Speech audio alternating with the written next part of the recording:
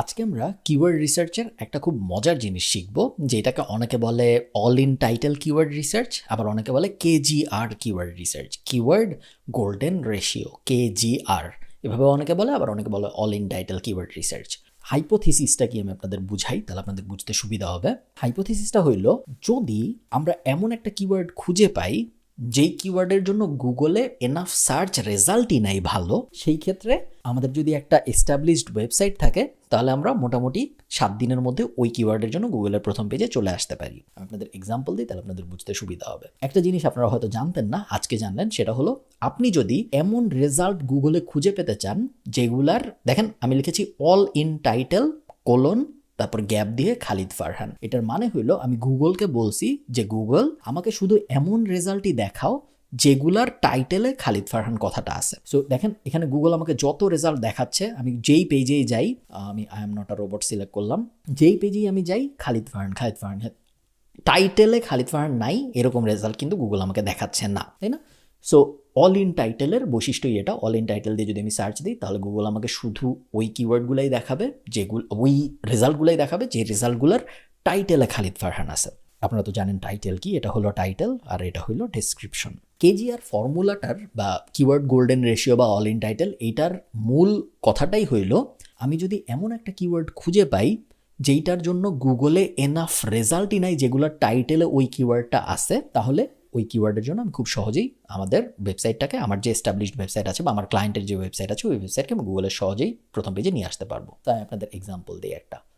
মনে করেন আমি র্যাঙ্ক করাইতে চাই একটা কিওয়ার্ড, যেইটা ধরেন কথার কথা আমরা আগের কোনো একটা এক্সাম্পলে ফেরত যাই, আমরা কিওয়ার্ড রিসার্চের শুরুর দিকে ভেগান একটা ব্লগ নিয়ে কথাবার্তা বলেছিলাম।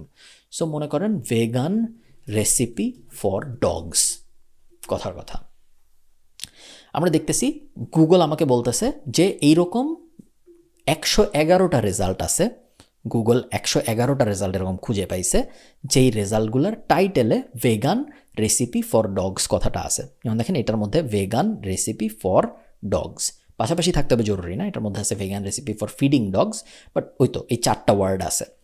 তো এখানে গুগল বলছে আমি টোটাল ভাই 111টা রেজাল্ট পাইছি যেগুলোর মধ্যে এটা আছে। সেকেন্ড কাজ কি আমাদের? সেকেন্ড কাজ হলো এই জিনিসটা এসিএম রাশে চলে যাওয়া এবং তারপরে দেখা এই কিওয়ার্ডটার আসলে সার্চ ভলিউম কত আমেরিকায়।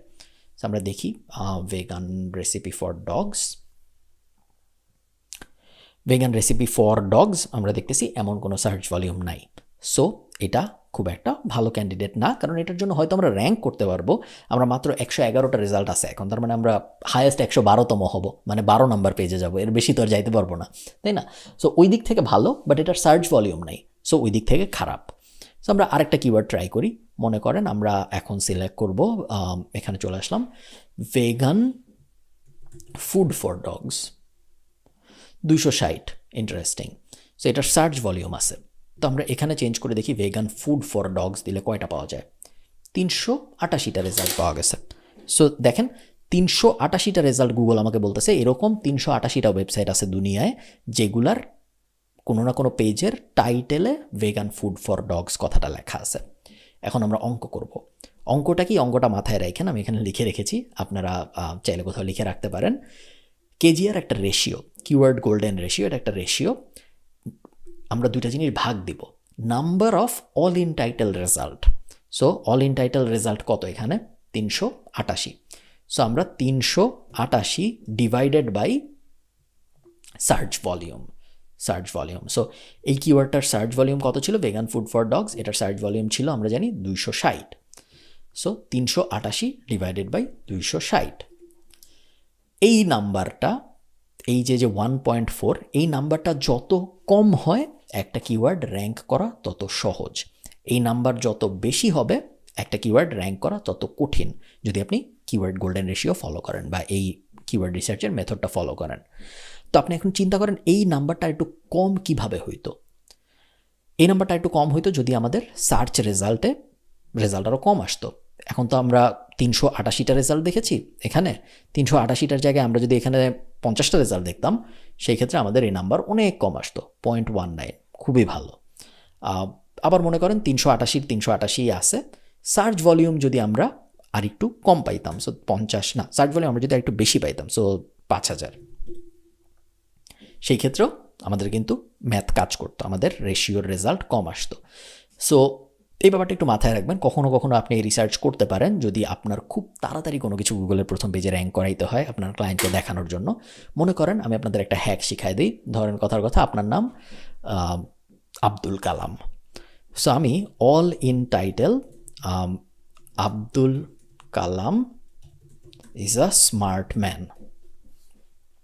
গুগল আমাকে বলতেছে এরকম কোনো পেজই নাই পুরো দুনিয়ায় যেই পেজের টাইটেলে Abdul Kalam is a smart man লেখা আছে।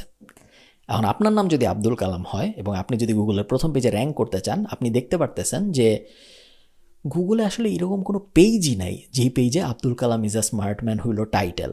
তার মানে হইলো আমার যদি একটা ওয়েবসাইট থাকে 3-4 মাস 5 মাস বয়সে একটা ওয়েবসাইট থাকে, ওইটাই যদি আমি একটা পেজ পাবলিশ করি যেই পেজের টাইটেলে Abdul Kalam is a smart man আছে, তাহলে ওই পেজ খুব সহজেই র্যাঙ্ক হয়ে যাবে। এবং আসলেও হয়ে যাবে।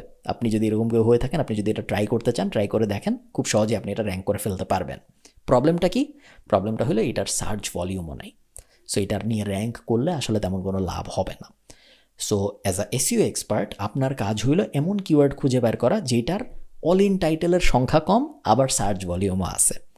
খুঁজে বের করা কষ্ট, বাট কখনো কখনো আপনি এরকম কিওয়ার্ড পেয়ে যাবেন, এবং যখন আপনি পেয়ে যাবেন তখন আপনি একটা পারফেক্ট কেজিআর কিওয়ার্ড পাইলেন বা কিওয়ার্ড গোল্ডেন রেশিও কিওয়ার্ড পেলেন, যেটা র্যাঙ্ক করা খুবই সহজ। 2 দিনে, 3 দিনে, 4 দিনে, অনেক সময় 24 ঘন্টার মধ্যেও র্যাঙ্ক হয়ে যায় ওই কিওয়ার্ডগুলো গুগলের প্রথম পেজে, যেটা দেখলে ক্লায়েন্টরা অনেক খুশি হয় এবং আপনারও অনেক ভালো লাগবে।